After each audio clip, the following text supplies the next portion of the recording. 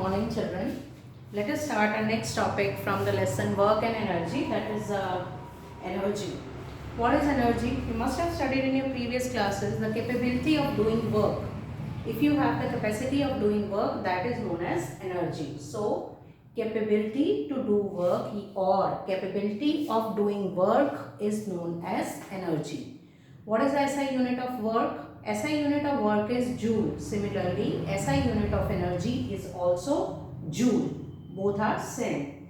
So there are different forms of energy, children, like solar energy, wind energy, tidal energy, hydel energy, energy from our fossil fuels. There are different sound energy, wave energy. There are different types of energies involved. But today, in this chapter, mainly we are going to study about the mechanical energy. What is mechanical energy? Mechanical energy is the sum of kinetic energy as well as potential energy. Mechanical energy is the sum of kinetic energy and potential energy. Now first of all, in this video we will study about the kinetic energy. Kinetic energy is the energy possessed by an object due to its motion. Suppose you are riding a bicycle, you possess energy, paddles, you paddle the cycle. Because of that, the cycle has the energy and that is why it moves. It does some work. What work it does? It moves, it changes its place. If an object, because of the force, changes its place, that means work done is involved.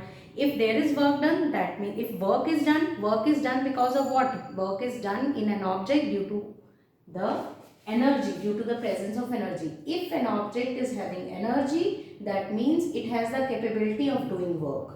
It can do some work. Okay. So, the energy possessed by an object due to its motion is known as kinetic energy.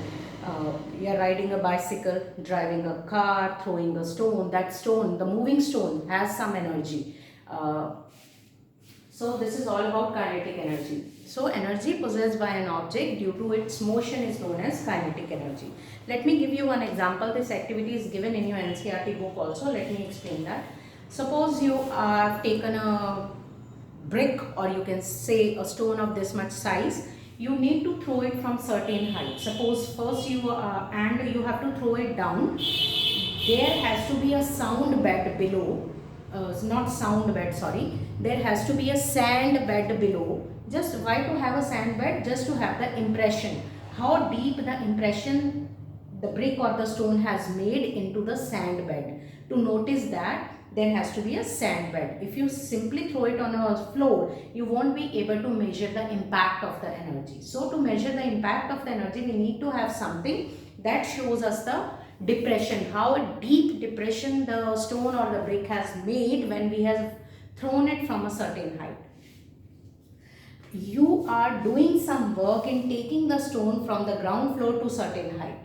First of all, suppose you have taken the stone to a height of 55 meter. Throw it down, you will notice a depression. Second time, take it to a height of 10 meter. Throw it down, note down the depression. Third time, take it to a height of 15 meter, note down the depression. In all the three cases, children, you will note that there is a depression made. But which depression is deeper? The depression made by the stone when it was thrown from a height of 15 meter will be deeper. Why it will be deepest? It will be the deepest because out of these three cases, more work was done on the stone in taking it through a height of 15 meter. When you have to take something up from floor to 5 meter, you have not done that much of work. Now where you have stopped there.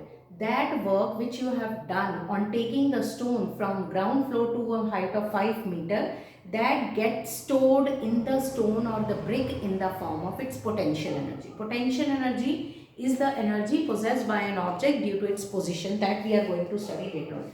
And when you throw it down, it starts moving. There is a motion in the stone, and because of that motion, the stone has made a depression. Now when you took it to a height of 10 meter, the depression was deeper than the first case, and when you took it to the height of 15 meter, then it was the deepest. Why? Because in taking to a height of 5 meter, you have done less work.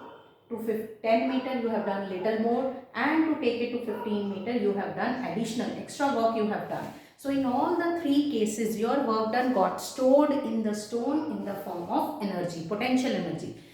Now potential energy, because the stone is static and lying on the top, and when you throw it, that potential energy gets converted into kinetic energy, motion. The stone comes into motion, and because of that motion the stone has made a depression in the sand bed.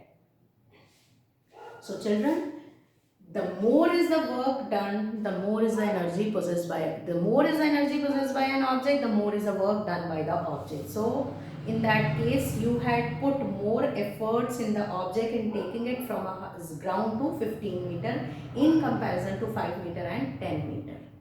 So more was the capability of the object of doing work. That is why the depression was deeper.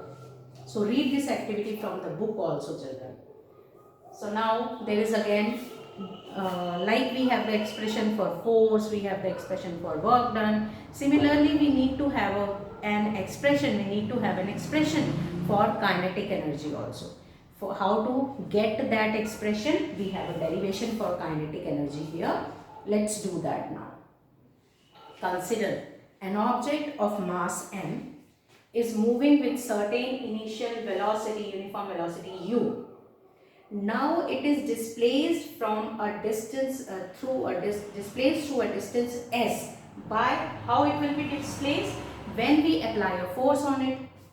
If we have applied a force and it has displaced, that means there is a work done. W is equals to F into S, we know that. While we have displaced it by applying the force, by displacing it, its velocity has changed from u to v. If the velocity has changed, that means there is an acceleration. Now we know that from third equation of motion, v square minus u square is equals to 2as. Why am I doing so? Because I need the value of this and this. That is why I have to use the third equation of motion. Okay? Why I cannot take time here? Because no time is been given here, so I cannot use second equation of motion. And in first equation there is no s, so I cannot use first equation as well as second equation. I have to use third equation. V square minus u square is equals to 2as, and s is equals to v square minus u square upon 2a. I got the value of s. And F force is equals to mass into acceleration. Mass already given, and acceleration it has produced a. So F is equals to ma. Now put the value of this F and s in equation 1. We got W is equals to v square. This is the value of s. V square minus u square upon 2a into ma. A cancel. We got half m common, v square minus u square. Now what is this, children? V square half m v square minus u square. This is change in the kinetic energy. So wait, how it is changed? If I break this, I am going to get it like this. Half m v square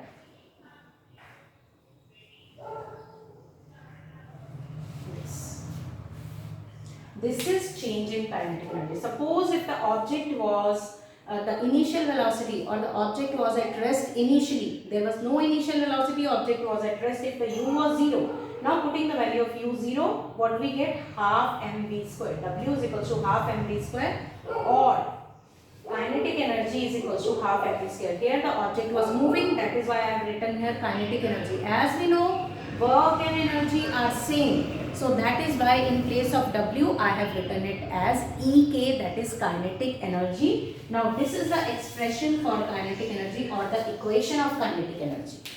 This is how we derive the equation of kinetic energy. Kinetic energy is equal to half mv square. Now if children, you need to keep one thing in mind while solving the numerical of kinetic energy. If you are given simple kinetic energy, one value of V, you can put this formula. But if you are given that work is done on an object, in that case find out the kinetic energy. Then you have to keep in mind that work done is equals to change in kinetic energy. So what is the change in kinetic energy? W is equals to half mv square minus half mu square. Or if you do not want to do this separately, you can write it this way also. This is same. It is same. I hope it is clear. So for today, do this derivation. It is really an important derivation. Do it. Okay, do it in your fair copies. Or I'll send a worksheet also along with this, what is to be written in the copy from this topic. Next time we'll do the numerical of kinetic energy, then only I will switch over to potential energy. That's all children for today's class.